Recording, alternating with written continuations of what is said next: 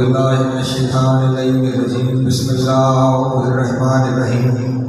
الحمد لله الأول بلا أول كان قبله والآخر بلا آخر يكون بعده أسرة ويده أبصار الناظرين وعجزة ناته أوهام الواصفين. وصلى الله على أشرف الأنبياء والمرسلين وخاتم النبيين أبي القاسم محمد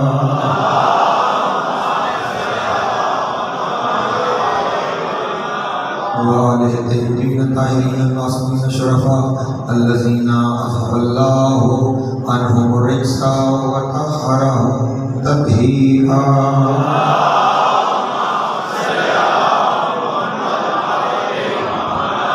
واللعنة الدائمة على أعدائهم أجمعين من يومنا هذا إلى قيام يوم الدين. أما بعد فقد قال الله تبارك وتعالى في محكم كتابه المجيد وفرقانه الحميد وقوله الحق وهو أصدق الصادقين. بسم الله الرحمن الرحيم. جاء الحق وزهق الباطل إن الباطل كان زهوقا. صلوات محمد.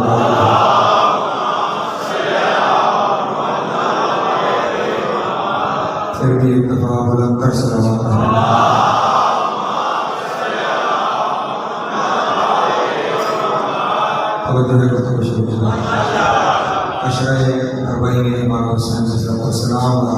ہماری 8ویں نشست ہے. سلسلہ گفتگو جس عنوان کے تحت آگے بڑھ رہا ہے وہ عنوان ہے معرفت امام زمانہ اور اطاعت امام. معرفت امام کی منزل پر کل ہم ان منزلوں میں پہنچے تھے کہ آقا مولا نے دنیا میں ظہور کیسے فرمایا اور کن حالات میں فوراً دنیا میں تشریف لایا.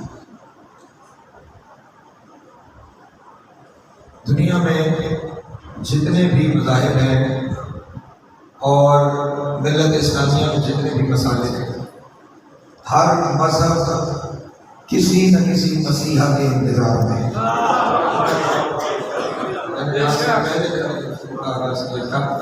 دنیا کا ہر مذہب، ہر قوم کسی نہ کسی مسیحا کے انتظار میں ہے، محسوس طور پر یا غیر محسوس طور پر. وہ انتظار کر رہے ہیں کہ کسی نے آنا ہے جو آ کر اس ساری دنیا کے تمام معاملات کو ٹھیک کرے. اگر کوئی ہندو ہے تو وہ بھی مسیحا کے انتظار میں ہے، کوئی عیسائی ہے تو وہ بھی مسیحا کے انتظار میں ہے، کوئی یہودی ہے تو وہ بھی مسیحا کے انتظار میں ہے. ملت اسلامیہ یہ بھی ایک مسیحا کے انتظار میں ہے. ہر مذہب، ہر قوم، ہر مسلک کسی نہ کسی مسیحا کے انتظار میں ہے. نام الگ الگ ہو سکتے ہیں، حقیقت ایک ہی ہے.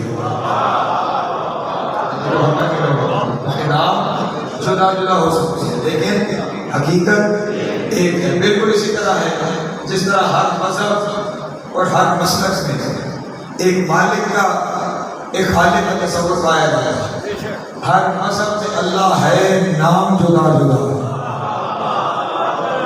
اس کے نام جدا جدا ہے، لیکن ہر مذہب اور ہر مسلک میں خدا کا وجود ضرور موجود ہے.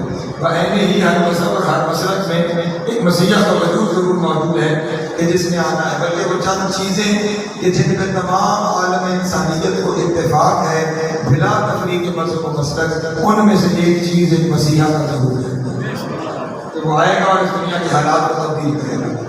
اب ہم میں اور باقی لوگوں میں فرق یہ ہے کہ ہم یہ کہتے ہیں کہ وہ دنیا میں تشریف لا چکے ہیں اور وہ پردہ غیبت میں ہیں، جبکہ باقی مسائل کے مذاہب کہتے ہیں کہ نہیں، انہوں نے پیدا ہونا ہے، ابھی وہ دنیا پہ آئے نہیں ہیں. اور آپ کے یہاں یہ جو تصور غیبت ہے، یہ تصور غیبت آپ اپنی طرف سے لے آئے ہیں، ورنہ اتنی قریب نہ غیبت ہوتی ہے اور نہ کوئی اتنا عرصہ غیبت میں رہتا ہے. میں یہاں پہ بڑے واضح الفاظ میں کہوں گا، غیبت کا انکار وہی کرتا ہے جو قرآن سے نہ آشنا ہے. میں مشکل مرحلے میں داخل ہو رہا ہوں اور خاص طور سے آج کی گفتگو میرے نوجوان دوستوں کے لیے ہے. غیبت سے وہی انکار کرے گا کہ جو قرآن سے نہ آشنا ہے. اس کی وجہ یہ ہے کہ غیبت کا نظریہ ملت اسلامیہ میں جدید نہیں بلکہ قدیم ترین نظریہ. غیبت ملت اسلامیہ میں قدیم ترین نظریہ ہے. غیبت کی کچھ صورتیں ہیں. غیبت کی پہلی صورت یہ ہے کہ کسی شخصیت کا تصور ذہن میں اور وہ شخصیت موجود نہ ہو، اسے غیبت کہا جاتا ہے۔ اب آئیے میں آپ کو پہلی غیبت دکھاتا ہوں۔ پہلی غیبت ہے خداوند عالم نے اعلان کیا انی جاعل فی الارض خلیفہ، میں زمین پہ خلیفہ بنانے والا ہوں۔ اعلان کر دیا لیکن ابھی بنایا نہیں۔ اعلان کر دیا لیکن ابھی بنایا نہیں ہے۔ اس اعلان کے بعد کہ میں زمین میں خلیفہ بنانے والا ہوں، اس کی جانے کتنی صدیوں کے بعد حضرت آدم کو وجود عطا کیا گیا۔ اب اعلان سے لے کر وجود آدم تک غیبت آدم ہے۔ یہ بنی نوع انسان کی ابتدا ہی غیبت سے ہوئی ہے۔ خدا نے اعلان کیا اور پھر اسے غیبت میں رکھا، اور پھر ایک وقت آیا کہ جب اس کی خلافت کو لوگ تمام اس وقت کے لوگوں تک پہنچایا گیا اور اس وقت اس کا اعلان کیا گیا۔ اعلان سے لے کر اس کے ظہور تک یہ سارے کا سارا عرصہ غیبت کا عرصہ تھا۔ غیبت میں اس کے بارے میں بتایا جاتا رہا کہ یہ کون ہوگا، یہ کیسا ہوگا، اس کا مقام کیا ہوگا، اس کا مرتبہ کیا ہوگا۔ اور جب وہ غیبت سے ظہور میں آیا تو پھر خداوند عالم نے ارشاد فرمایا اس کو للملائکۃ اسجدوا لآدم، اور اس وقت ہم نے فرشتوں سے کہا کہ آدم کو سجدہ کرو۔ اس کا مطلب جب غیب ظاہر ہوتا ہے تو اسے سجدہ کروایا جاتا ہے۔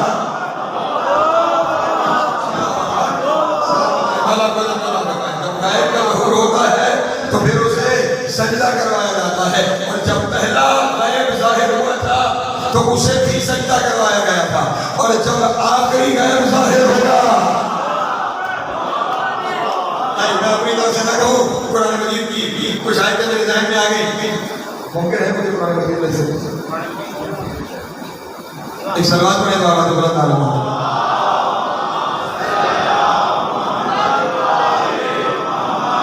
پہلی حقیقت تھی جو ظاہر ہوئی تو سجدہ کروایا گیا، اور جب آخری حقیقت ظاہر ہوگی پھر بھی سجدہ کروایا جائے گا۔ یہ اپنی طرف سے میں نہیں کہہ رہا، خداوند عالم نے قرآن مجید میں اس کا اعلان فرمایا ہے۔ یہ سلوات پڑھیں بابا دولت علیہ محمد۔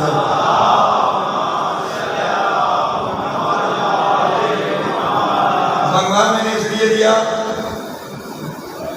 کہ کہیں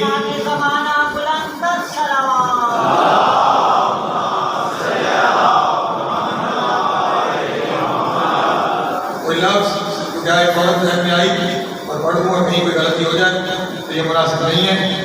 سورہ قلم آیت نمبر 42، سورہ قلم آیت نمبر 42، ارشاد رب العزت ہے یوم یکشف عن ساق ویدعون الی السجود، جس دن حقیقت سے پردہ اٹھایا جائے گا اور سجدوں کے لیے بلایا جائے گا۔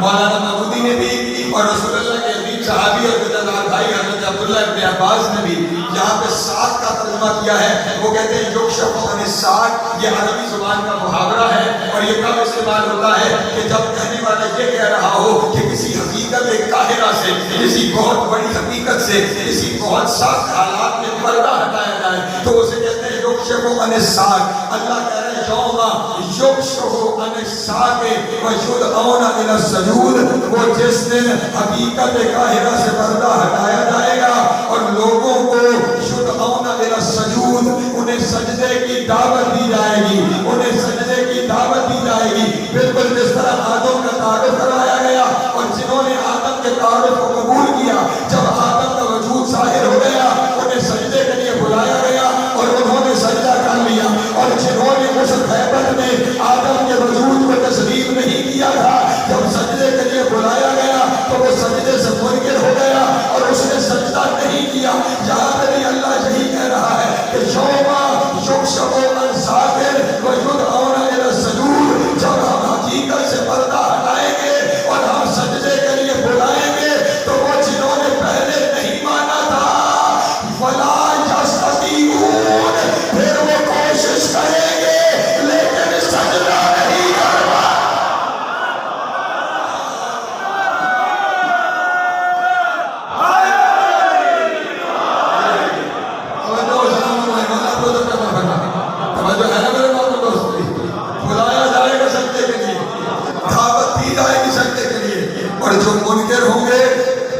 فلا یستطیعون، وہ نہیں جھک پائیں گے، انہیں استطاعت ہی نہیں ہوگی کہ وہ جھک جائیں، پیشانی ٹیک سکیں، اس کے سامنے اس کی اطاعت کا اظہار کر سکیں۔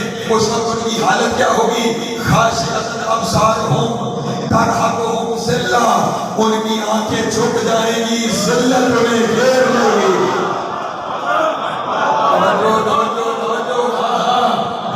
آنکھیں جھک جائیں گی، ذلت انہیں گھیر لے گی۔ اسی لیے بارہویں کے بارے میں حکم یہ ہے اسے آنے سے پہلے پہلے مان لو،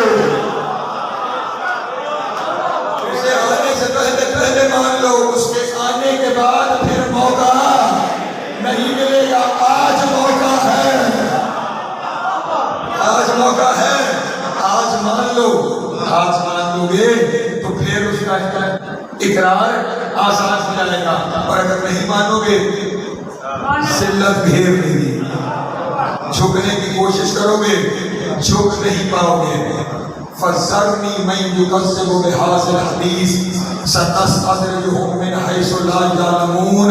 اللہ کہہ رہا ہے جو ہمارے اس قول کا انکار کرتے ہیں نا، ہم انہیں وہاں لے جائیں گے جس کی انہیں خبر بھی نہیں ہوگی۔ جو اس قول کا ہمارے انکار کرتے ہیں ہم انہیں لے جائیں گے اور انہیں اس کی خبر بھی نہیں ہوگی۔ اور یہاں پہ ایک عجیب تشریح، ایک عجیب، خدا کی قسم عجیب اسلوب قرآن ہے، عجیب اسلوب قرآن ہے۔ یہ جو بارہویں کا انکار ہے یہ دراصل ہے کیا؟ یہ دراصل انکار اجر رسالت ہے۔ امت آئی رسول کے پاس کہ ہم آپ کو رسالت کی محنتوں کا اجر دینا چاہتے ہیں۔ رسول نے ارشاد فرمایا لا اسألکم علیہ اجرا، میں تم سے اس بارے میں اجر نہیں چاہتا، الا المودۃ فی القربى، لیکن تم میرے قربہ سے مودت کرو۔ یعنی قربہ سے مودت کیا ہے؟ اجر رسالت ہے۔ رسول نے جو کچھ کیا اس کی اجرت، اجر رسالت کیا ہے؟ قربہ سے۔ اچھا اب تو مودت نہیں کر رہا، وہ کیا کر رہا ہے؟ اجر ادا نہیں کر رہا۔ میں نے کہا فطرت ہمیں ہر چیز کی طرف رہنمائی کرتی ہے۔ جب کوئی اجرت ادا نہیں کرتا، مثلا مثال سے بتا رہا ہوں، وابڈا آپ کو بجلی مہیا کرتا ہے، مہینے بعد اس بجلی کی اجرت مانگتا ہے، اس کے پیسے مانگتے ہیں، بل مانگتے ہیں۔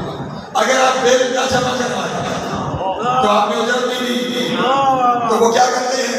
اگلے مہینے کے بل میں جرمانہ، اس کے اوپر مزید جرمانہ لگا کے وہ مزید اجرت آپ سے پوچھتے ہیں۔ یعنی جب سے جیسے اجرت ادا نہیں کریں گے ویسے ویسے جرمانہ بڑھتا چلا جائے گا۔ اور جہاں ایک اور مثال، اگر کوئی شخص کھڑا ہوا ہے اور اس کے اوپر بہت زیادہ بوجھ ڈال دیا گیا اس کے گلے میں، وہ جھک پائے گا؟ نہیں جھک پائے گا، کیونکہ بہت زیادہ بوجھ ہے اس کی گردن کے اوپر۔ اب بس توجہ فرمائیے گا، خداوند عالم نے ارشاد فرمایا، اللہ اکبر، ام تسألہم اجرا فہم من مغرم مثقلون، تم کیا سمجھتے ہو یہ جھک کیوں نہیں پا رہے؟ یہ جھک اس لیے نہیں پا رہے کہ ہم نے ان سے اجر مانگا تھا، انہوں نے اجر نہیں دیا، اب یہ جرمانے کے وزن کے نیچے۔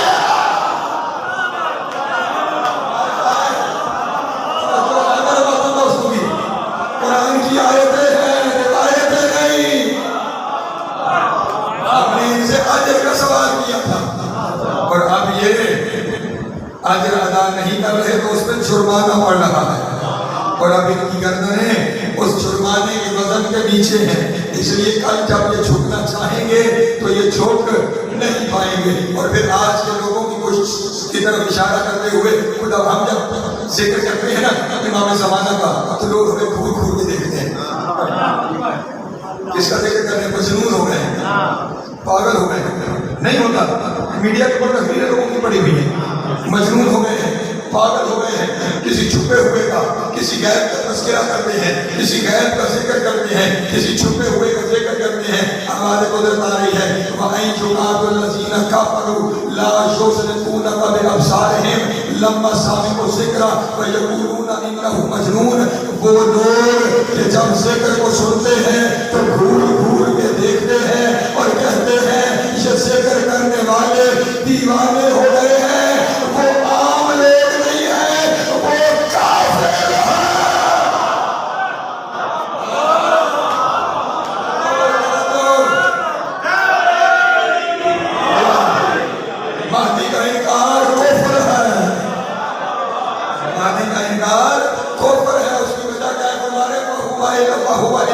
ذکر للعالمین، کیونکہ یہ جو ذکر ہے نا جو یہ کرتے ہیں، یہ ذکر صرف یہ نہیں کرتے، یہ عالمین کے لیے ذکر ہے، ذکر عالمین کے لیے ذکر ہے۔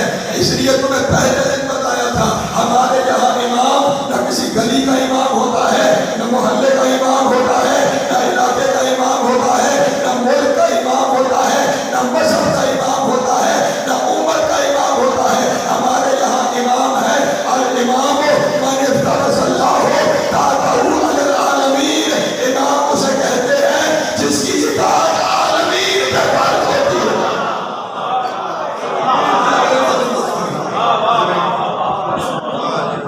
شروعات میں امام حضرت اللہ علیہ وسلم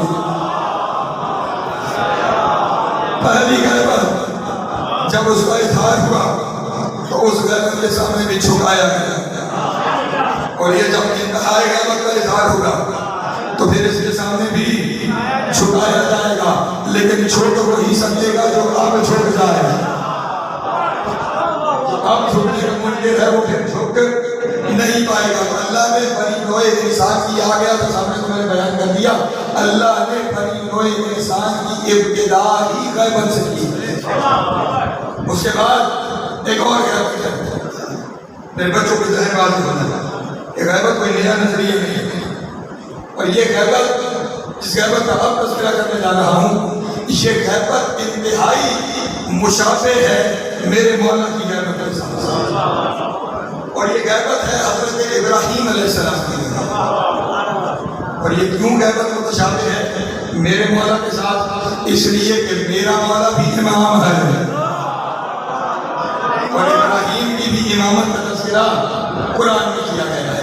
ابراہیم کی غیبت بھی 3 حصوں میں ہے، میرے مولا کی غیبت بھی 3 حصوں میں ہے۔ پریشان ہو گئے ہیں؟ پہلی غیبت ابراہیم کی، نجومیوں نے نمرود کو بتایا ہے کہ ایک بچہ اس دنیا میں یا آ چکا ہے یا آنے والا ہے جو تیرے جبر کے نظام کو تہ و بالا کر دے گا، تیرے جبری نظام کو، تیرے ظلم کے نظام کو ختم کر دے گا۔ لیجئے اعلان ابراہیم ہو گیا ہے، توجہ، اعلان ابراہیم ہو گیا، اور اب ابراہیم کی پہلی غیبت شروع ہو گئی۔ ذہنوں میں ابراہیم آ گیا، نگاہوں سے دکھائی نہیں دے رہا، توجہ، ذہنوں میں ابراہیم آ گیا، نگاہوں سے دکھائی نہیں دے رہا۔ نمرود نے فوراً اپنے لشکر کے سالاروں کو بلایا اور بلا کے کہا سنو، شہر بابل میں پھیل جاؤ، کوئی نہ موجود زندہ نہ بچے، سب پیدا ہونے والے بچوں کو قتل کر دیا، کوئی مستور جو امید سے ہے وہ زندہ نہ بچے، سب مستورات کو قتل کر دیا۔ اس وقت جتنے مرد اور عورتیں بابل شہر میں رہتے ہیں انہیں ایک دوسرے سے جدا کر دیا گیا تاکہ کوئی بچہ دنیا میں آنے ہی نہ پائے۔ بابل شہر میں خون کی ندیاں بہا دی گئی، بچے قتل ہونے لگے، مستورات قتل ہونے لگے، مرد اور عورتوں کی آبادی الگ ہونے لگی، اور عجب چشم فلک میں منظر دیکھا، ہر کبھی جو امید سے تھی وہ قتل ہو گئی، لیکن ان تمام بیویوں کے درمیان حضرت ابراہیم کی والدہ کو کوئی قتل نہ کر سکا۔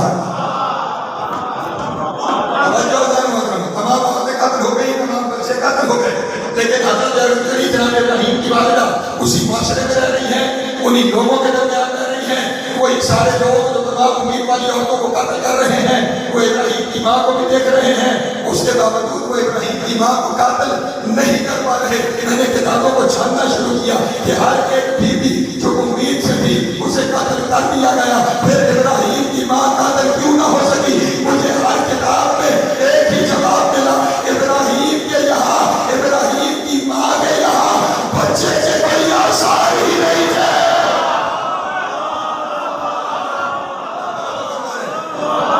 کل کی بات یاد ہے نا جو اللہ کے سامنے آج کی تھی، حضرت ابراہیم کی ماں کے یہاں بچے کے کوئی آثار ہی نہیں تھے، اور جب میں نے علماء سے پوچھا کہ بچے کے آثار کیوں نہیں تھے تو انہوں نے مجھے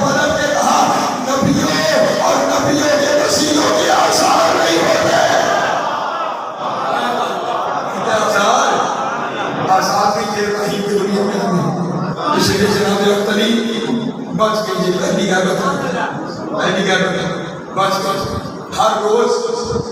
اچھا کیا نظام قدرت دیکھیے کہ اللہ اسی نظام کو رائج کرتا ہے، پھر اس نظام میں اپنی حجت کو بھیجتا ہے تاکہ کوئی شک میں مبتلا نہ ہونے پائے۔ جناب اختری کی ساری زندگی کی روٹین یہ تھی کہ وہ بابر شہر سے باہر نکل کر، جن لوگوں نے آج کی زیارت کر رکھی ہے، اگر انہوں نے بابر کی زیارت کر رکھی ہے تو میرے بات کی گواہی دیجیے، اور اگر آپ نے بابر کی زیارت نہیں کی، جب آپ جائیں مولا کو لے کے جائیں، اپنے سالار باغ کو کہیے کہ ہمیں بابر کی زیارت کروا۔ اس بابر شہر میں آج بھی مقام مولد ابراہیم موجود ہے، آج بھی نمرود کے محل کے آثار موجود ہیں، جہاں نمرود نے حضرت ابراہیم کو آگ میں جلانے کے لیے لکڑیاں جلائی تھی، وہ سیاہ زمین آج بھی موجود ہے۔ جو مینار اس نے تعمیر کروایا تھا، اس مینار کے آثار آج بھی موجود ہیں۔ حضرت علی ہر روز صبح بابر شہر سے نکل کر باہر ایک چھوٹا سا پہاڑ تھا، اس پہاڑ میں ایک غار تھی، ہر روز آ کر اس غار میں عبادت کیا کرتی تھی، ہر روز اس گھر میں آ کر عبادت کرتی تھی۔ اب بی بی فرماتی ہیں ایک دن، اچھا آثار صرف یہ نہیں کہ لوگوں کو آثار دکھائی نہیں دے رہے، آثار نہ ہونے کا یہ عالم ہے کہ بی بی کو خود بھی نہیں معلوم کہ کسی نے آنا ہے۔ آتی ہے اشار میں عبادت کر کے بیان فرماتی ہے، میں غار میں اللہ کی عبادت کر رہی تھی کہ یکایک مجھ میں کروٹی چھانے لگی اور مجھے ایسے لگا جیسے نور کی ایک حالے نے مجھے گھیرنا شروع کر دیا، نور کے ایک پردے نے مجھے گھیرنا شروع کر دیا ہے، کہتی نور کے پردے نے مجھے گھیر لیا، میں سجدے کے عالم میں چلی گئی، اور کہتی ہے کچھ دیر کے بعد جب وہ نور کا پردہ ہٹا اور میں نے سر سجدے سے ہٹایا تو میں نے دیکھا میرے پہلوں میں بچہ ہے۔ میرے پہلو میں ایک بچہ موجود ہے، میرے پہلو میں ایک بچہ موجود ہے، میرے پہلو میں ایک بچہ موجود ہے، اور وہ بچہ صرف پہلو میں موجود نہیں ہے، سجدے میں ہے، سجدے میں ہے۔ اور پھر وہ سجدے سے اٹھ کے بیٹھا، دو زانو ہو کے بیٹھا، ہاتھ اس نے اوپر کی طرف اٹھایا اور اس نے وہی جملے کہے جو کل میں نے حجت کے سنائے تھے، جو ہے میرے مطلب سنی۔ کہتا جب اس نے بی بی کہتی ہے جب اس نے یہ جملے بیان کیے مجھے اس بات کا اندازہ ہو گیا، عام بچہ حجت خدا، اور یہ بھی سمجھ لیجیے کہ باہر ایک حجت کی تلاش ہے جسے لوگ نقل کرنے کے در پہ ہیں، یقین ہو گیا یہ کہ وہی حجت ہے۔ حضرت ابراہیم علیہ السلام، غیبت سمجھیے گا، غیبت کوئی نیا نظریہ نہیں ہے، حضرت ابراہیم علیہ السلام 13 سال اس غار میں پلتے رہے۔ شیعہ سنی تاریخوں کی ذمہ داری لے رہا ہوں، کسی کو خبر نہ ہوئی کہ کوئی آیا ہے، 13 سال غار میں، 13 سال بچپنے میں جب دودھ کی ضرورت تھی اللہ نے حضرت ابراہیم کے انگوٹھے سے دودھ جاری کر دیا، اور جب کچھ بڑے ہوئے اور خوراک کی ضرورت پڑی تو کوئی تھا جو آتا تھا، اور اس غار میں ابراہیم کی مشکل کشائی دنیا کو پتہ نہیں ملا یا نہیں ملا، مجھے وہ مشکل کشائی ایک دن مل گیا۔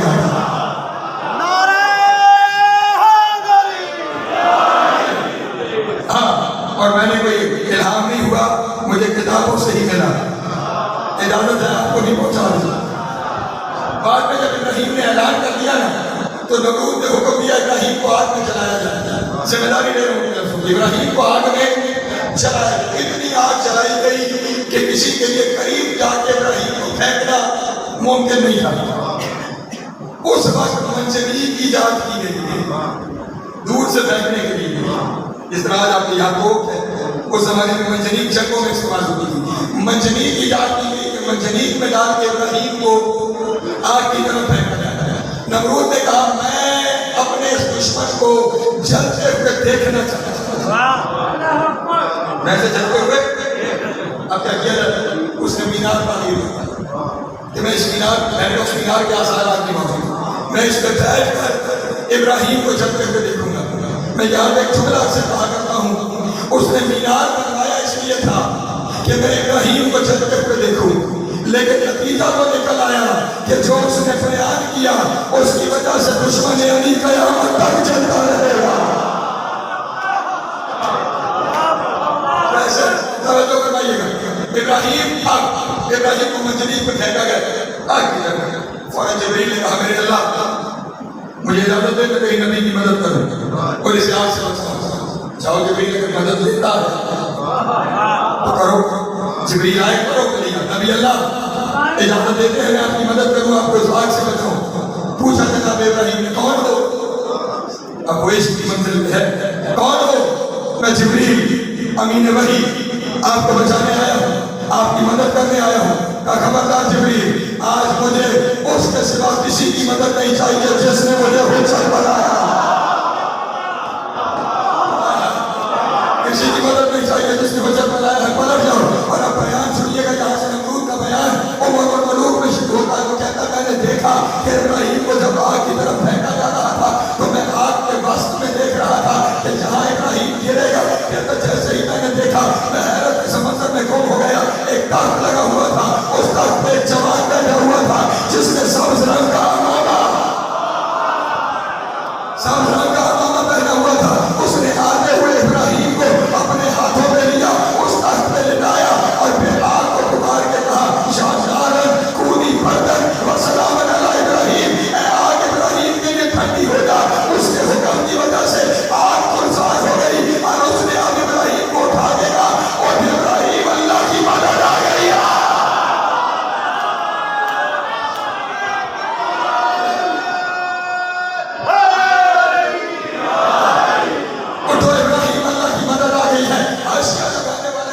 لگا دیا. یہ جبریل تھا. میں اسے کہوں گا جبریل کو تو ابراہیم نے پہلے واپس بھیج دیا. یہ جبریل نہیں ہو سکتا. کسی نے کوفہ میں علی سے پوچھا تھا وہ کون تھا جس نے ابراہیم کو آگ سے بچایا. سینے میں ہاتھ رکھ کے کہا میرے علاوہ ہو کون سکتا.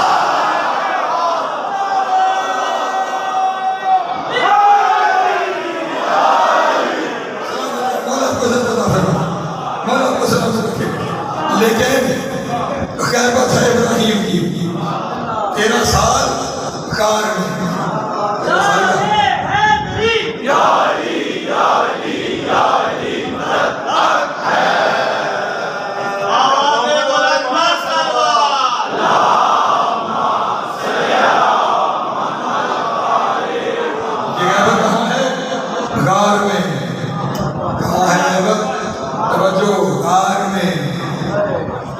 لوگ ہمیں کہتے ہیں تمہارے امام غار میں غائب ہو گئے ہیں. بھائی جد الانبیاء 13 سال غار میں غائب رہے اور ویسے بھی حفاظت کے لیے غار میں پردہ کر لینے پر زیادہ بات نہ کرو ورنہ بات دور تک جائے گی.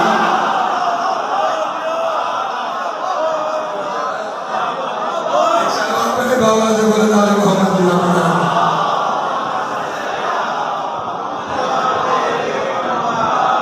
13 سال ابراہیم غار میں رہے. 13 سال کے بعد حضرت ابراہیم کی والدہ جناب ابراہیم کو اس معاشرے میں لے آئی. اس معاشرے میں جہاں سے وہاں چھوڑا تھا اس معاشرے میں لیکن بیٹا بنا کے نہیں ایک غلام لے آئی. بعد میں بیٹے کے طور پہ قبول کیا لیکن اب کیونکہ وہاں معاملہ ٹھنڈا ہو چکا تھا وہ اس وقت سمجھتا تھا جو پیدا ہونے والے تھے میں نے مار دیے، جو ہو گئے تھے میں نے مار دیے، اب کوئی نہیں آئے گا. غیبت کا دوسرا حصہ شروع ہوا. غار سے نکل کر ان میں آ گیا اور پھر میں پہچانا گیا. ہمارے اسی نمرود کے محل کے ارد گرد کی آبادی میں رہنے لگے اور کوئی پہچان نہیں رہا کہ یہ وہی ہے جس کے بارے میں کہا گیا تھا کہ یہ تیرے نظام کو برباد کر دے گا. وہ برباد کرنے والا مسیحا نمرود کے ساتھ کھڑا ہے اور اسے خبر نہیں ہے. نہیں کروانے سے کہتا ہوں یہ ہے دوسری ہجرت. ایک پہلے اور تیسری کا پہلی وہ جو اعلان کے بعد، دوسری وہ جو غار میں، اور تیسری وہ کہ پھر انہی کے درمیان ہے اور پھر پہچانا نہیں جا رہا. چلو میں نتیجہ دینے سے پہلے ایک اور غیبت دکھاتا ہوں. حضرت موسیٰ کی غیبت. پریشان تو نہیں ہوگی؟ ریاضیوں تو ان کے لیے ہے، اسکول کالجز میں جاتے ہیں اور ان سے سوال ہوتے ہیں. حضرت موسیٰ علیہ السلام کی غیبت. نجومیوں نے فرعون کو بتایا، وہی تو نجومیوں نے نمرود کو بتایا تھا کہ کوئی آنے والا ہے اور وہ تجھے نیست و نابود کر دے گا اور تو برباد ہو جائے گا. اس نے بھی وہی کام کیا. تمام نومولود بچوں کو قتل کر دیا جائے، تمام امید سے جتنی بیویاں ہیں ان ساری بیویوں کو قتل کر دیا جائے، مردوں اور عورتوں کو جدا کر دیا جائے. شہر میں وہی خون کی ندیاں بہائی گئی، بچے قتل ہونے لگے، عورتیں قتل ہونے لگی. لیکن عجب بات یہ ہے کہ موسیٰ دنیا میں آ بھی گیا اور صرف آ نہیں گیا، فرعون کے محل پہنچ گیا.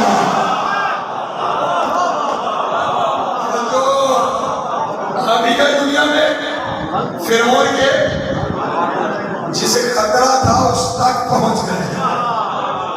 جو چاہ رہا تھا دنیا میں نہ آئے، موسیٰ اس تک چلا گیا، اس تک پہنچ گئے. اور پھر خدا کی قسم، لوگ یہ جتنے ان ہستیوں کے انکار ہوتے ہیں وہ ان کے انکار نہیں، وہ اللہ کے انکار ہے، وہ اس کی تدبیریں ہیں. اب کیونکہ ہے حجت خدا، پہنچ مشرک کے محل میں گیا ہے. اب حجت پر مشرک کی خوراک کا نام ہے. دائیوں کو بلایا جاتا ہے. حضرت موسیٰ کسی کا دودھ نہیں پیتے، اور قرآن نے کہا کہ اللہ نے کہا ہم نے تمام دودھ پلانے والیوں کا دودھ اس پہ حرام کر دیا. تمام دودھ پلانے والیوں کا دودھ اس پہ نہیں پہنچے. آپ تشریح چاہتے ہیں آپ مجھ سے، ہم نے اس پہ تمام دودھ پلانے والیوں کا دودھ حرام کر دیا. اس لیے ہم دنیا والے کو کہتے ہیں کہ موسیٰ میرے نبی کا امتی نبی ہے. جس کے امتی پر غیر عورت کا دودھ حرام ہو، اس کے سردار پہ حلال نہیں ہوتا. اور اللہ نے بندوبست کیا کہ وہاں جناب موسیٰ کی ماں پہنچ گئی، اور پھر انہوں نے اپنی ماں کا ہی دودھ پیا. اور پھر وہاں پہ جب معاملہ دودھ سے بڑھا، اللہ نے پاکیزہ خوراک کے لیے اسی محل میں آسیہ کا انتظام کیا.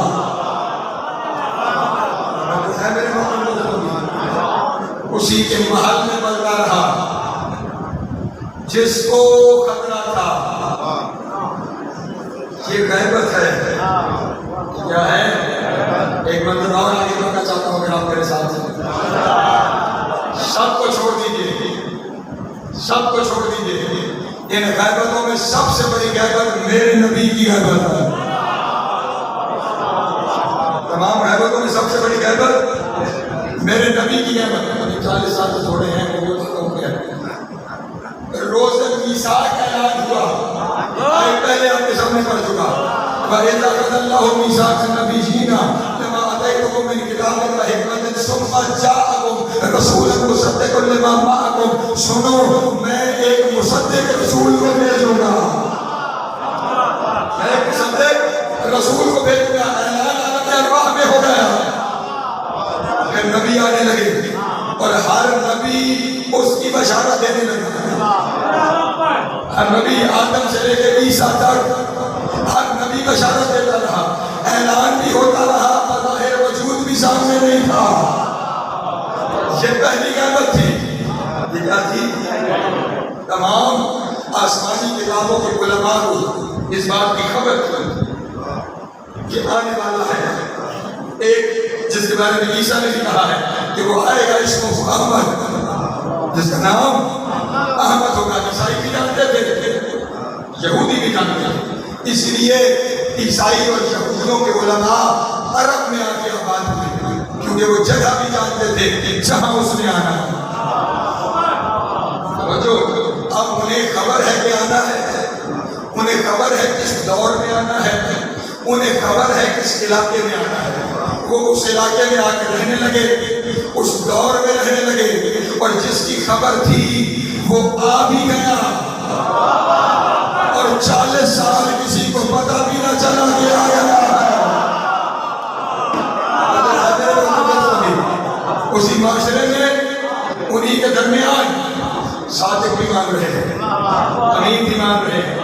عزت بھی کر رہے ہیں، احترام بھی کر رہے ہیں، سارے لوازمات پورے ہیں، لیکن پہچان نہیں رہے کہ یہ وہی ہے ان کے درمیان چھپا ہوا تو نہیں ہے ان کے درمیان، لیکن پہچانا نہیں جا رہا۔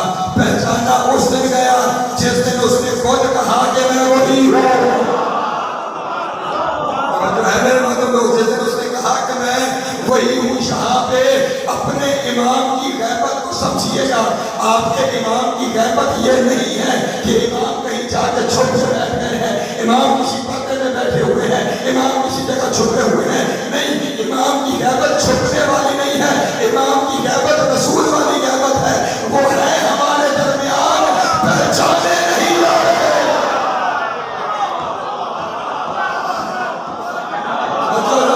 وہ ہے ہمارے درمیان، صرف پہچانے نہیں جا رہے۔ اس لیے جس دن وہ اعلان کریں گے کہ میں ہی 12واں ہوں، اس دن ہر بندہ کہے گا، کوئی کہے گا میں جلوس میں ملا تھا، کوئی کہے گا مجلس میں ملا تھا، کوئی کہے گا حسین کے روزے میں ملا۔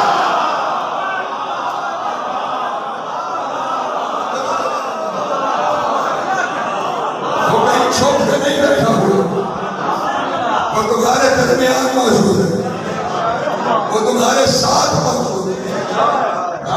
کیونکہ میں نے میری تقریر میری مسلسل ہو رہی ہے، میں نے پہلے دن، دوسرے دن، تیسرے دن آپ کے سامنے کہا تھا حجت کی تعریف یہی ہے، الحجت و مال خالق، حجت مخلوق کے ساتھ ساتھ ہے، تو ان میں سے ہر ایک کے ساتھ ہے امام، ان میں سے ہر ایک کے ساتھ ہے امام۔ امام کسی ایک جگہ نہیں ہوتا، امام کی شرطوں میں سے ہے حاضر ناظر، اور انہوں نے اچھا بات آپ کے سامنے تاریخ سے مثال دوں تو ذرا اور واضح ہو جائے گی۔ مجھے یہ بتائیں، حاضر ہو کے ہر ایک کے ساتھ رہنا آسان ہے یا غائب ہو کے؟ غائب ہو کے ساتھ رہنا زیادہ آسان ہے، اور یہ بنیاد اس نے رکھی ہے جو غائب ہو کے انی اقرب الیہ من حبل الورید، جس کے انتظار میں ہم ہیں، اس کے جج نے حاضر ہو کے ہر ایک کے ساتھ رہنے کا ثبوت دیا۔ اس دلیل میں آج کی اپنے شہر کو ضرور سمیٹوں میں ماہ رمضان مدینے کا شہر ہے، ایک صحابی آئے تھے، انہوں نے آپ امیر کائنات اگر اس غریب پر یہ احسان ہو جائے نا کہ آج شام آپ افطار میرے ساتھ ہیں، تو میرے لیے یہ ازلی اور ابدی سعادت ہو جائے گی۔ امیر کائنات نے فرمایا اچھا اتنی چاہت ہے تو ہم آ جائیں گے افطار تمہارے ساتھ۔ خوشی خوشی گھر گیا، افطار کی تیاری شروع کی۔ کچھ دیر کے بعد ایک اور آ گیا، اس نے کہا مولا اگر آپ کرم فرمائیں تو آج افطار میرے ساتھ رہیں گے۔ امام نے فرمایا ہم آ جائیں گے، اور وہ جو تمہارا خالق کرتے کرتے 40 لوگ آئے، علی نے 40 بندوں سے بات کری، اور 40 بندوں کا نہیں، آج ہی افطار تمہارے گھر کروں گا، 40 بندوں سے بات کری۔ دن گزرا، فجر کی نماز کے وقت لوگ ایک دوسرے کے پاس آ کے مسجد میں بیٹھنے لگے۔ اب کسی کے گھر کوئی بڑا آدمی جائے تو اس کے لیے آپ نے فخر بات ہوتی ہے کہ میں دوسرے سے فخر کرتے ہوئے باتوں میں بتاؤں، بڑا کرم ہوا ہے، علی نے افطار میرے ساتھ کیا۔ ادھر سے جو اس نے کہا علی نے افطار میرے ساتھ کیا، تو تم دیکھا نہیں، کیا کہہ رہے ہو؟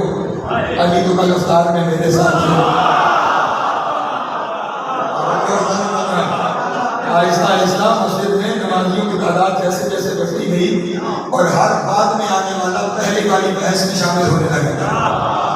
جو نیا آتا پہلے والوں سے پوچھتا کیا ہوا، ہر ایک کہتا علی میرے گھر تھے، علی میرے گھر تھے، علی میرے گھر تھے۔ آنے والا کہتا تم سب چھوڑو، علی میرے گھر تھے، الحجت و مال خالق، علی میرے گھر تھے۔ اور جب بہت سارے 40 لوگ اکٹھے ہو گئے، ابو ذر داخل ہوئے مسجد میں، انہوں نے کہا لو اب ہمارا مسئلہ حل ہو جائے۔ یہ وہ آیا ہے جس کے بارے میں نبی نے فرمایا ہے اس سے زیادہ سچے کو زمین نے اٹھایا نہیں ہے، اس سے زیادہ سچے پہ آسمان نے چھایا نہیں کیا۔ ابو ذر سے فیصلہ کرواتے ہیں، ابو ذر یہ ہم جتنے ہیں نا ہم سب کہہ رہے ہیں کہ کل علی نے افطار ہمارے ساتھ کی، آپ فیصلہ فرمائیں کہ علی کس کے گھر تھے؟ جناب مجر نے تھوڑا سا سوچ کے کہا میں تم سب کو بھی غلط نہیں کہتا لیکن اپنا مشاہدہ بھی جھٹلا نہیں سکتا، علی کل افطار میں میرے ساتھ تھا، علی کل افطار میں میرے ساتھ تھے۔ اتنی دیر کچھ بھی جناب سلمان نہ کرے۔ حضرت مجر نے کہا کہ وہ ہے جو ایمان کے 10ویں درجے پہ ہے، اس سے فیصلہ کرواتے ہیں، یہ صحیح فیصلہ کر دے گا۔ علی سے آشنا ہے، علی کا عارف ہے، قریب جا کے سلمان ہم سب کہتے ہیں کہ علی ہمارے گھر تھے۔ آپ ارشاد فرمائیے علی کہاں تھے؟ جناب سلمان نے کہا یہ رسول کا سچا صحابی ہے، اس نے جھوٹ کی تو قومت لگا نہیں سکتا، لیکن میں کیا کروں کہ کل علی افطار میں میرے ساتھ ہے۔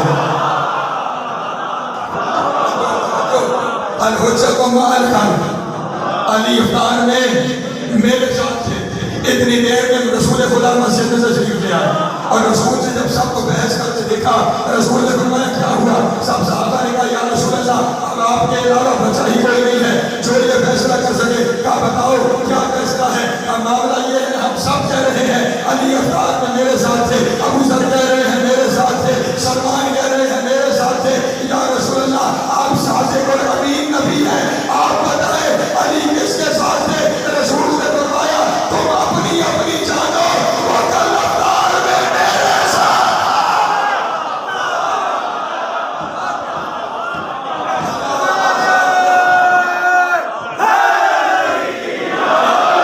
وہ کل افطار میں میرے ساتھ تھا، بس توجہ سمجھنے لگا ہے میرا بھائی، افطار میں میرے ساتھ تھا۔ مجلس میں مسجد میں چہمہ گوئیاں بلند ہوئی کہ یہ معاملہ کیا ہے، حقیقت کیا ہے؟ جیسے ہی شور اٹھا علی کے گھر کا دروازہ مسجد سے کھلتا تھا، دو بچے حسن اور حسین آئے، انہوں نے کہا مدینے والوں کیا ہوا؟ کس بات میں بحث ہے؟ کہا بحث نہیں ہے، آپ نے کہنا آپ بہتر بتائیں گے، ہم سب کہہ رہے ہیں کہ علی ہمارے ساتھ تھے، رسول کہہ رہے ہیں علی ہمارے ساتھ تھے۔ امام حسن نے کہا پتہ نہیں تم کیا کہہ رہے ہو، پاپا نے افطار ہمارے ساتھ۔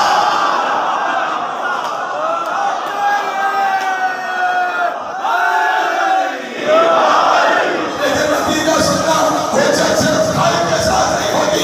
اتنی دیر میں جبریل نازل ہو گئے اور جیسے جبریل نازل ہوئے اللہ کے رسول نے کہا جبریل اللہ سے پوچھ کے بتاؤ وہ عالم الغیب ہے کہ علی نے کس کے گھر افطار کیا؟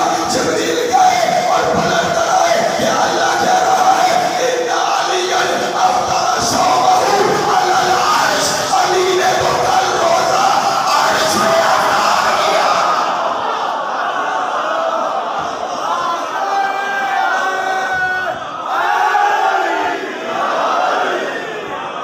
جو ہے میرے محمد رسول علی نے تو روزہ کل عرش میں افطار کیا ہے۔ اس کا مطلب یہ ثابت ہوا کہ حجت صرف خالق کے ساتھ نہیں ہوتی، حجت مخلوق کے ساتھ بھی ہے، خالق کے ساتھ بھی ہے۔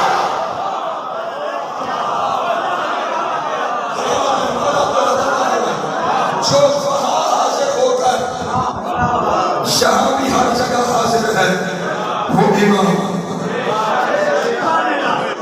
یہ تمہارا مولا تمہارے درمیان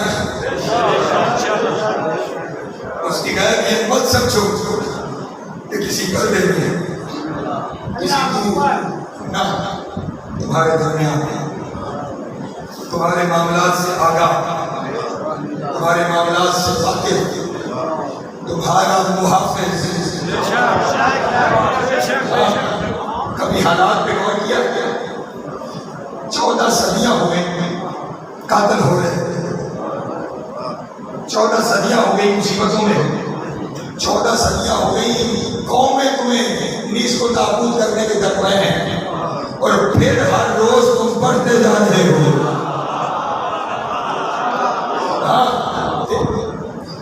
باتیں پھیل جائیں گی۔ اس پچھلی 14 صدیوں میں کوئی حکومت تمہارے پاس، کوئی میڈیا، کوئی طاقت، کوئی چیز، کچھ نہیں، صرف اس پہ ایمان۔ یہ وہی ہے جس کی وجہ سے باقی ہو، اس کے ہونے کا یقین رکھنے کے لیے اتنا ہی کافی ہے کہ ہم ہیں اس کا مطلب وہ ہے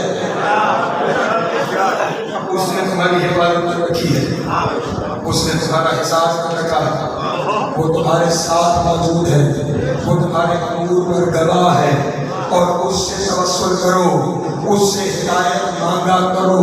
اس پہ ہدایت کرنا واجب ہے، لیکن کب؟ جب ہدایت مانگی ہے۔ ہدایت ہوتے جس طرح کی نماز واجب ہے نا، امام پہ ہدایت واجب ہے، ہدایت ان کا فریضہ ہے۔ جب فریضہ ہے تو وہ اپنے فریضے سے غافل نہیں ہوتے، فریضے سے غافل نہیں ہوتے۔ اس کے اوپر کچھ گفتگو کروں گا، 2 تقریریں میرے پاس رہ گئی ہیں اور ابھی معاملہ کہنے کے لیے بہت کچھ باقی ہے۔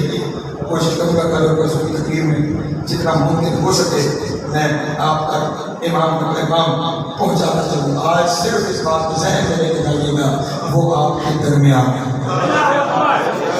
دیر آپ کی طرف سے ہے، اس کی طرف سے نہیں۔ چلیں ایک عمل آ گیا، ابھی میں بتا کے چلوں گا۔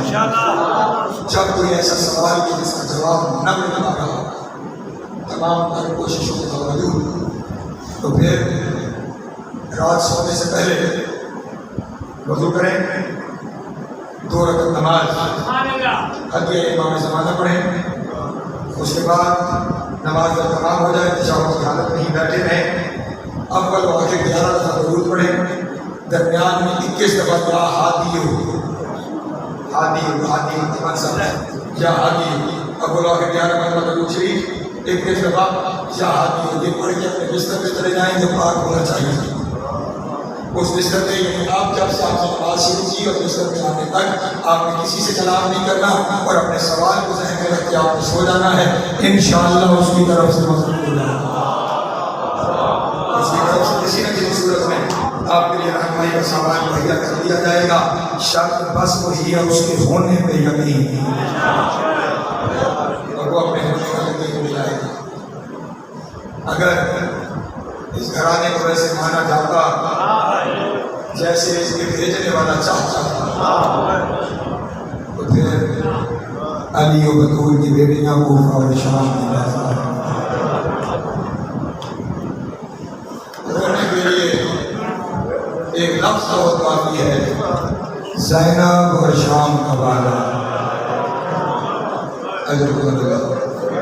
بس ایک روایت کی آپ کے سامنے بیان کرنی ہے۔ شام کا بازار اتنے پتھر مارے گئے کہ بازار کی دیواریں بھی خون سے ماری، تو پھر اتنے پتھر یعنی کہ بیٹی کا اپنا کہنا ہے میں نے بیٹھ کے بازار کھولا، اور جب بازار تمام ہوا سنو کے منظر بڑی مشکل منزل ہے۔ جنہوں نے شام کی زیارت کر رکھی ہے میری بات کی گواہی دیں گے، جہاں پہ بازار ختم ہوتا ہے اور جہاں سے دربار شروع ہوتا ہے، میں جب جاتا ہوں اس فاصلے کو اپنے قدموں سے ناپتا ہوں، گریہ کھینچ لی۔ بازار کے اختتام سے دربار کی ابتدا تک 72 قدم کا فاصلہ ہے۔ ان 72 قدموں پہ علی کی بیٹی کو 72 گھنٹے لگ گئے۔ اللہ ہائی کر لینا، ہائی کر لینا، ہمارے بس میں ہائی کرنا ہی ہے۔ ان 72 قدموں پہ علی کی بیٹی کو 72 گھنٹے لگے، اور سید سجاد بار بار کہتے رہے رستہ چھوڑو یہ نبی کی بیٹیاں، رستہ چھوڑو یہ نبی کی بیٹیاں۔ دربار شروع ہو گیا، علی کی بیٹیاں شرابی کے دربار کے کٹہرے میں آئے، شرابی کے دربار کے کٹہرے، جملے سخت ہیں جو میرے سامنے آ گئے۔ تخت یزید، تخت کے نچلے زینے پہ حسین کا ساتھ، یزید کے ہاتھ میں بیعت کی چھڑی، اور لکھنے والوں نے لکھا یہی ہے کہ وہ حسین کے لبوں پہ لگا رہا تھا لیکن لگا نہیں رہا تھا. اس کی وجہ یہ ہے ساتھ لکھا ہوا تھا وہ چھڑی لگاتا تھا خون بہتا تھا. قیامت یہ ہے نبی کی اولاد کھڑی ہے اور وہ شراب پی رہا ہے. ابھی شراب کے قریب نہ جانا. یہ وہ بدبخت چیز ہے جس کی وجہ سے نبی کی بیٹیاں کئی گھنٹے دربار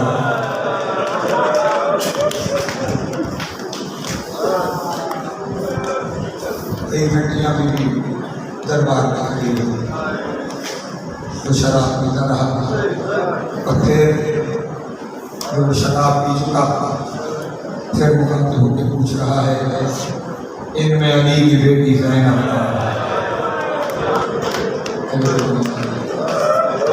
میں شاید تذکرہ کر چکا تمہارے سامنے.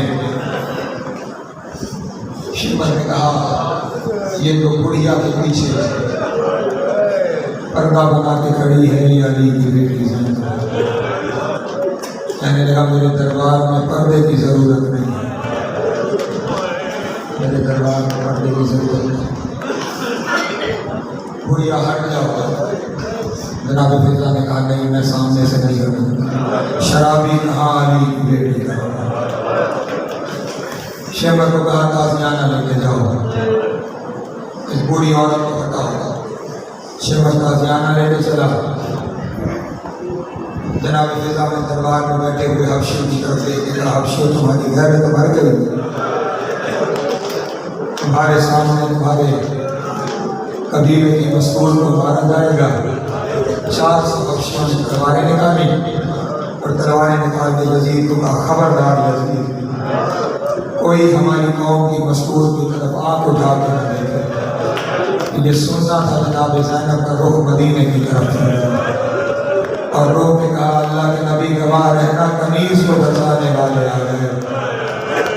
آپ کی بیٹیوں کو بچانے والا کوئی نہیں. میں نے کسی منزل بھی جانا حکم ہو گیا زندان میں بھیجا جائے. زندان میں بھیجا گیا. زندان وہ جس کا چھت نہیں تھا. جانتے ہیں اگلی منزل کیا ہے؟ زندان وہ تھا کہ جس کے بارے میں مشہور تھا کہ یہاں سانپ اور بچھو بہت زیادہ ہے. اور زندان میں بھیجا اس لیے گیا کہ انسان اور بچھوؤں کے دستے سے مر جائے نبی کی اولاد. لیکن یہی مکر کی تاریخ ہے کہ جیسے ہی یہ عزت مآب بیویاں اس زندان میں داخل ہوئیں ان تمام موذی جانوروں نے دیواروں سے سر نکال کے دیکھا کہ یہ آنے والے کون ہیں اور انہوں نے آنے والوں کو پہچانا اور انہوں نے ایک دوسرے سے کہا مسلمان نہ پہچانے ہمیں تو پتا ہے یہ کون. وہ موذی جانور زندان چھوڑ کے چلے جائے. موذی جانور زندان چھوڑ کے اور اس میں چھت کے زندان میں علی و بطول کی بیٹیاں. کسی نے یزید کی زوجہ ہند کو بتایا کہ تیرے شوہر کے زندان میں عجیب قیدی آئے ہیں. عجیب قیدی آئے ہیں. ان قیدیوں میں جو مرد قیدی ہے وہ سارا دن قرآن پڑھتا ہے اور جو اندر بیویاں ہیں وہ بیویاں ہر لمحے مصروف عبادت. انہیں 3 دن بعد پانی دیا جاتا ہے. میں نے کہہ دیا تو کہنا تھا. انہیں 3 دن بعد پانی دیا جاتا ہے اور اس پانی کو وہ پیتی نہیں اس سے وضو کرتی ہے اور پھر عبادت خدا میں مشغول ہو جاتی. ہند نے کہا میں ان قیدیوں سے ملنا چاہتا ہوں. جو میں ان قیدیوں سے ملنا چاہتا ہوں. شدید کے دربار سے زندان تک سرخ قالین بچھا جائے. آپ لوگ جانتے ہیں نا یہ ہند اس گھر کی کنیز رہ چکی ہے. اب اس تصور کو ذہن میں رکھنا. شہزادیاں زندان میں ہیں, کنیز محل میں ہے. کنیز کے لیے محل سے لے کے زندان تک سرخ قالین بچھایا گیا. اس کے پردے کے لیے قالین کے دونوں جانب کنیزوں کو کھڑا کیا گیا. دونوں جانب کنیزوں کو کھڑا کیا گیا تاکہ دائیں بائیں سے کسی نامحرم کی نظر ہند پہ نہ پڑنے پائے. اور پھر زندان میں نبی کی اولاد مٹی پہ بیٹھی ہوئی تھی، ہند کے لیے کرسی لگائی گئی. اللہ اکبر. ہند کے لیے اسی زندان میں کرسی لگائی گئی. بیویوں کو بتایا گیا بیویوں ملکہ آ رہی ہے، بیویوں ملکہ آ رہی ہے. بس میں نے سمیت لیا اپنے بیان کو. ہند اپنی محل سے چلی، کنیزوں کے چھرمٹ میں چلتی ہوئی زندان میں پہنچی. غور سے بیویوں کو دیکھا، سمجھنا اس بات کو، جو ان کے گھر میں کنیز رہ چکی ہے نا، انہیں پہچان نہیں سکتی. اللہ جانے کتنا ظلم ہوا جو انہیں پہچان نہیں سکی. اور میں کہوں گا ہند کا بھی کیا قصور ہے. ہند جو بھی تھی کنیز تھی. جب یہ پلٹ کے وطن گئی ہے نا، بھائی حنفیہ پوچھ رہا تھا اے مستورات نے میری بہن لیلا. اجرکم اللہ مولا تیری ہائے قبول کرے. جناب سیدہ تمہارا ماتم قبول کرے. بس ایک لمحے کی خدمت ہے، تم رو پڑے، مجلس تمام ہو گئی. وہ جو کرسی لگائی گئی تھی اس کرسی پہ ہند بیٹھ گئی. ہند بیٹھی اور بیٹھ کے بیویوں سے کہا بیویوں تمہاری سردار بیوی کون ہے؟ بیویوں تمہاری سردار بیوی کون ہے؟ جو اگلا جملہ کہوں گا اس سے پہلے ایک لفظ سمجھنا. جب یہ ان کی کنیز ہوتی تھی نا، یہ علی کی بیٹی کو شہزادی کہتی تھی، شہزادی کہتی تھی. اب پوچھ رہی ہے کہ علی بیویوں تمہاری سردار بیوی کون ہے؟ تمام بیویوں نے جناب زینب کی طرف اشارہ کیا، جسے کبھی شہزادی کہتی تھی نا، اسے کہنے لگی قیدیوں کی سردار بیوی. محسوس کرنے کا مسائل ہوتا ہے، اس کے علاوہ کچھ نہیں ہے. اسے محسوس کرنا قیدیوں کی سردار بیوی کیا گزرا ہوگا علی کی بیٹی کے دل میں، کہ جو کل تک مجھے شہزادی کہتی تھی، جو کل تک مجھے آزادی کہتی تھی، آج ملکہ بن کے بیٹھی ہے اور مجھے کہہ رہی ہے قیدیوں کی سردار. اجرکم اللہ مولا رہائی قبول کرے. آج کا سارا مسائل محسوس کرنے کا مسائل ہے. اے قیدیوں کی سردار بیوی. جناب زینب نے سر جھکائے ہوئے کہا پوچھو کیا پوچھنا چاہتی ہو؟ کہنے لگی بیوی یہ بتاؤ کہاں کی رہنے والی ہو؟ جناب زینب نے سر جھکائے ہوئے کہا مدینہ. مدینے کا نام آنا تھا. ہند سے کرسی چھوٹ کھڑی ہو گئی کرسی سے، فوراً کہنے لگی کون سا مدینہ؟ بیوی نے سر جھکائے ہوئے کہا محمد کا مدینہ. محمد کا مدینہ، محمد کے مدینے کا نام آنا تھا. ہند زمین پہ بیٹھ گئی، زمین میں جناب زینب کے پاس بیٹھ گئی اور بیٹھ کے کہا سچی کہہ رہی ہے محمد کا مدینہ، محمد کا مدینہ، محمد کا مدینہ. نے کہا ہاں محمد کا مدینہ. کہا اچھا اگر تو محمد کے مدینے کے رہنے والی ہے اور تجھے قیدی بنا لیا گیا، جب یہ لوگ تجھے